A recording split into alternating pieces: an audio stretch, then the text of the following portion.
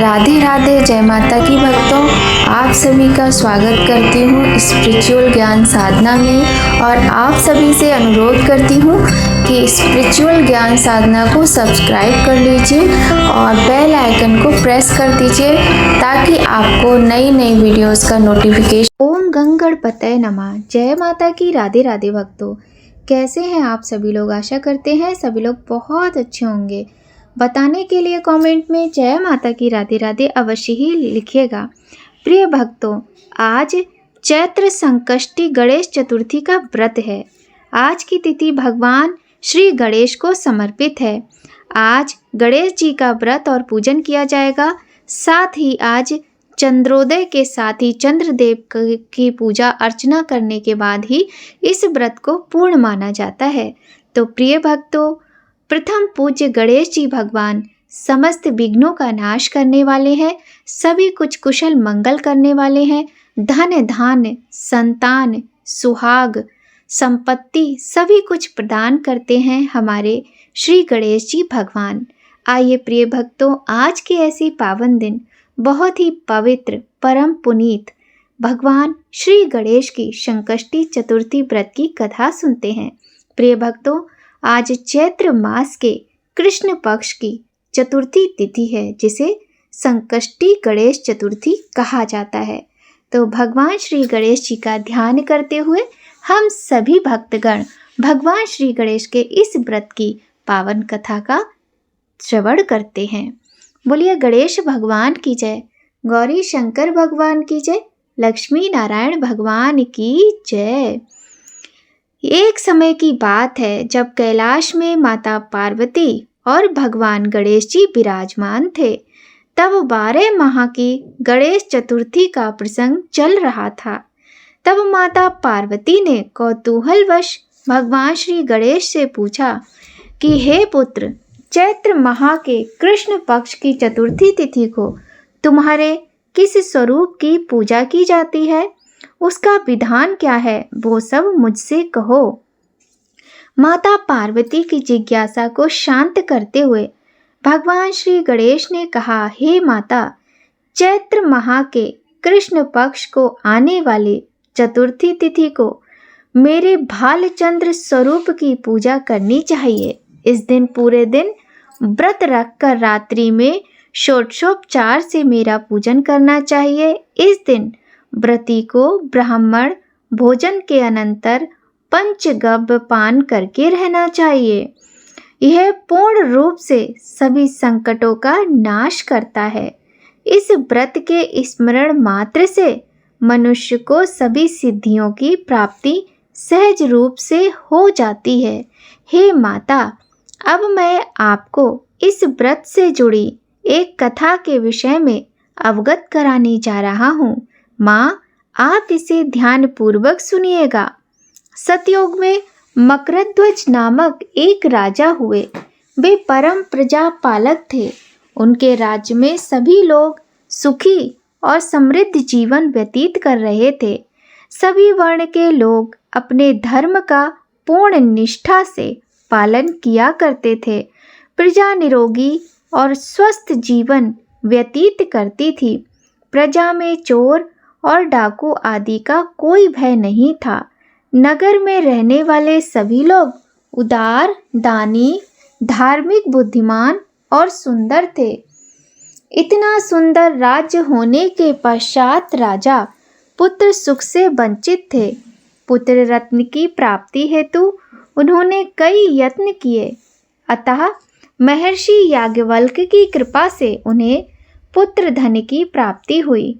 पुत्र रत्न की प्राप्ति होने पर राजा की प्रसन्नता का कोई ठिकाना नहीं रहा था और अब वो अपने राज्य का संपूर्ण कार्यभार अपने मंत्री धर्मपाल को सौंपकर विविध प्रकार के खेल खिलौने से अपने राजकुमार का पालन पोषण करने लगे। यहाँ राज्य का शासन अपने हाथों में आ जाने से मंत्री धर्मपाल धन धान्य से संपन्न हो गए। मंत्री महोदय को एक से बढ़कर एक पुत्रों की प्राप्ति हुई। सभी पुत्रों का विधि विधान से पूरे हर्षोल्लास के साथ विवाह संपन्न किया। अब सभी मात्र पुत्र धन का उपभोग बड़े जतन से करने लगे। परिवार के सभी सदस्यों में सबसे छोटे पुत्र की पुत्र वधू बहुत धर्मपरायण थी। वो भगवान श्री गणेश की परम भक्त थी। चैत्र माह के कृष्ण पक्ष की चतुर्थी आने पर उसने भगवान गणेश जी की पूर्ण श्रद्धा से आराधना और पूजा की और उनका व्रत अनुष्ठान भी किया। पूजन और व्रत से विचलित होकर सास अपनी पुत्र वधू से कहने लगी, अरे क्या तंत्र मंत्र द्वारा मेरे पुत्र को अपने वश में कराने के उपाय कर रही है? अपनी सास द्वारा बारंबार निषेध किए जाने पर भी अपनी पुत्र वधू में कोई बदलाव आता ना देख सास पुनः बोली, अरे दुष्टा, तू बार बार कहने पर भी मेरी बात को अनदेखा कर रही है। मैं तुझे पीट पीट कर ठीक कर दूंगी। मुझे ये सब तांत्रिक अविचार पसंद नहीं है। अपनी सास की बात सुन पुत्र वधू ने बड़ी विनम्रता से कहा, हे सासू माँ, मैं संकट नाशक भगवान श्री गणेश का व्रत कर रही हूँ। यह व्रत अनुष्ठान करने से मनोवांछित फल की प्राप्ति होती है। अपनी पुत्र वधू की बात सुन क्रोधवश सासू ने अपने पुत्र से कहा, हे पुत्र, तुम्हारी वधू जादू टोने पर उतारू हो गई है। मेरे बार बार समझाने पर भी उसने मेरी एक न सुनी। अब तुम ही इसकी अकल ठिकाने लगाओगे। मैं किसी गणेश जी को नहीं मानती। वे कौन है? क्या व्रत होता है? हम लोग तो राजकुल से हैं। हमारी भला किस संपत्ति को वो नष्ट करेंगे, किस विपत्ति को वो नष्ट करेंगे? माता की आज्ञा को मानते हुए उसके पति ने उसे मारा और इतनी पीड़ा को सहन करते हुए भी उस पुत्र वधू ने व्रत को पूर्ण किया। व्रत के अंत में वो भगवान गणेश जी का स्मरण करते हुए प्रार्थना करने लगी और कहने लगी, हे विघ्नेश्वर, हे गणपति, आप हमारे सास ससुर को अपना परचम दिखलाइए ताकि वो आपकी महिमा को समझ पाएं और उनके मन में आपके प्रति श्रद्धा भाव जागृत हो। अपने भक्त की करुण पुकार सुनकर भगवान श्री गणेश जी ने देखते ही देखते राजा के पुत्र का अपहरण कर उसे धर्मपाल के महल में ही छुपा दिया। उसके बाद राजकुमार के सभी वस्त्र अलंकारों को उतारकर राजमहल में फेंक दिया और स्वयं अंतर ध्यान हो गए। इधर राजा ने प्रेम पूर्वक अपने पुत्र को पुकारा, किंतु उन्हें कोई उत्तर नहीं मिला। प्रत्युत्तर न मिलने पर उन्होंने शीघ्रता से पुत्र की खोज प्रारंभ की। राजा को अपने महल में पुत्र की पुष्टि न होने पर वो शीघ्रता से मंत्री धर्मपाल के महल में गए और वहां जाकर अपने पुत्र को खोजने लगे। उन्होंने सबसे पूछा कि मेरा पुत्र कहाँ है? मेरा राजकुमार कहाँ चला गया है? उसके सभी वस्त्र आभूषण मिल गए हैं। किसने ऐसा निंदनीय कार्य किया है? हाय, मेरा राजकुमार कहाँ है? राजा की व्याकुलता धीरे धीरे अब बढ़ने लगी थी। राजा की दशा को देख मंत्री धर्मपाल ने कहा, हे राजन, आपका चंचल पुत्र कहाँ है? उसका मुझे कोई पता नहीं है, किंतु मैं अभी पूरे राज्य में बाग बगीचे आदि स्थानों पर उसकी खोज आरंभ करता हूँ। उसके बाद व्याकुल राजा नौकरों सेवकों आदि से कहने लगा, हे अंगरक्षकों सेवकों, मेरे पुत्र का शीघ्र पता लगाइए। राजा का आदेश मिलने मात्र से राजा के पुत्र की खोज जोर शोर से प्रारंभ हो गई, किंतु राजा के पुत्र का कोई भी पता नहीं चला। जब राजा के पुत्र का पता ना चला तब वो राजमहल में आके राजा के समक्ष डरते डरते ये निवेदन करने लगे, हे राजन, हमें क्षमा करें, अभी तक अपहरणकारियों का कोई पता नहीं चला है। राजकुमार को पूरे नगर में किसी ने आते जाते नहीं देखा है।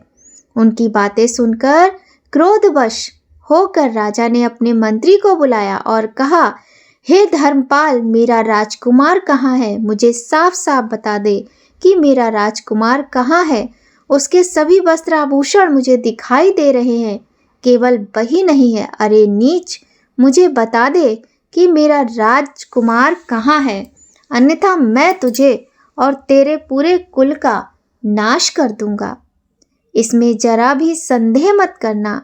राजा द्वारा डांट पड़ने के कारण मंत्री विचलित हो गए। मंत्री धर्मपाल ने राजा के समक्ष नतमस्तक हो कहा, हे भूपाल, मेरा विश्वास कीजिए, मैं अभी पता लगाता हूँ। इस नगर में बालक अपहरणकर्ताओं का कि कोई गिरोह भी नहीं है ना कि कोई डाकू आदि यहाँ वास करते हैं, किंतु पता नहीं किस नराधमी ने ऐसा नीच कार्य किया है और ना जाने कहाँ गायब हो गया। धर्मपाल अब अपने महल आकर अपनी पत्नी एवं पुत्रों से पूछने लगा। उसने अपने सभी पुत्र वधुओं को बुलाकर पूछा कि यह नीच कर्म किसने किया है। यदि राजकुमार का पता नहीं चला तो राजा मुझे और मेरे पूरे वंश का विनाश कर देंगे। अपने ससुर की बात को सुन सबसे छोटी पुत्र वधु ने कहा, हे पिताश्री, आप इतने चिंतित क्यों हो रहे हैं? ये सब भगवान श्री गणेश की लीला है। उन्हीं के कोप का परिणाम आप भुगत रहे हैं। अतः आप भगवान श्री गणेश की पूजा आराधना करें। अगर राजा से लेकर नगर के सभी प्रजाजन पूर्ण श्रद्धा के साथ गणेश जी की चतुर्थी का व्रत करें तो व्रत के फल स्वरूप भगवान गणेश जी राजकुमार को अवश्य लौटा देंगे। मेरा वचन कभी मिथ्या नहीं होता। छोटी पुत्र वधु की बात सुनकर ससुर ने कहा, हे पुत्री, तुम सत्य कह रही हो, तुम धन्य हो। हमारे कुल में एक तुम ही हो जो मेरा और मेरे कुल का उद्धार कर दोगी। भगवान श्री गणेश जी की पूजा कैसे की जाती है वो तुम मुझे बताओ। हे सुलक्षणी, मैं मंद बुद्धि होने के कारण भगवान श्री गणेश के व्रत की महिमा नहीं जानता हूँ, अतः मुझ पर और मेरे परिवार को उनके किए गए अपराधों के लिए क्षमा मांगना है। वह मुझे क्षमा कर दे और राजकुमार का पता बता दें। तब सभी लोगों ने श्री गणेश जी का कष्टनाशक चतुर्थी के व्रत का अनुष्ठान किया। राजा सहित सभी नगरजनों ने श्री गणेश जी को प्रसन्न करने हेतु व्रत का अनुष्ठान किया। सभी के व्रत अनुष्ठान के प्रभाव से श्री गणेश जी प्रसन्न हो गए और देखते ही देखते सभी लोगों के सामने उन्हें राजकुमार को प्रकट कर दिया। राजकुमार को अपने समक्ष देख राजा सहित सभी नगरवासियों की खुशी का ठिकाना ना रहा। वो बस राजकुमार को आश्चर्यचकित होकर देखने लगे। राजा अपने पुत्र को पुनः प्राप्त कर खुशी से फूले नहीं समा रहे थे। भगवान श्री गणेश की लीला को देखकर वो नतमस्तक हो कहने लगे, भगवान श्री गणेश जी, आप धन्य हो और धर्मपाल तुम्हारी छोटी पुत्र वधु भी धन्य है, जिसकी कृपा से आज मेरा पुत्र यमराज के वहाँ जाकर भी दोबारा लौट आया। अतः आप सभी नगरजन इस संतानदायक व्रत को विधिवत करते रहें। श्री गणेश जी बोले, हे माता, इस व्रत से बढ़कर इस लोक तथा सभी अन्य लोकों में कोई व्रत नहीं है। कथा का श्रवण युधिष्ठिर ने भगवान श्री हरि कृष्ण से सुना था और इसी चैत्र माह के कृष्ण पक्ष को आने वाली चतुर्थी का व्रत करके उन्होंने अपने खोए हुए राज्य को फिर से प्राप्त किया। बोलिए श्री गणेश भगवान की जय। बोलिए श्री गणेश भगवान और गौरी माता की जय। तो भक्तों, यह थी भगवान श्री गणेश के संकष्टी चतुर्थी व्रत की कथा, जो कि चैत्र मास में किया जाता है। भगवान श्री गणेश की महिमा का गुणगान जो भी भक्त करता है उसके जीवन की समस्त बाधाएं दूर होती हैं और सफलता का मार्ग प्रशस्त होता है। आइए भक्तों, करते हैं श्री भगवान गणेश की यह स्तुति। गाइए गणपति जगबंदन, शंकर सुबन भवानी के नंदन। गाइए गणपति जगबंदन, शंकर सुबन भवानी के नंदन।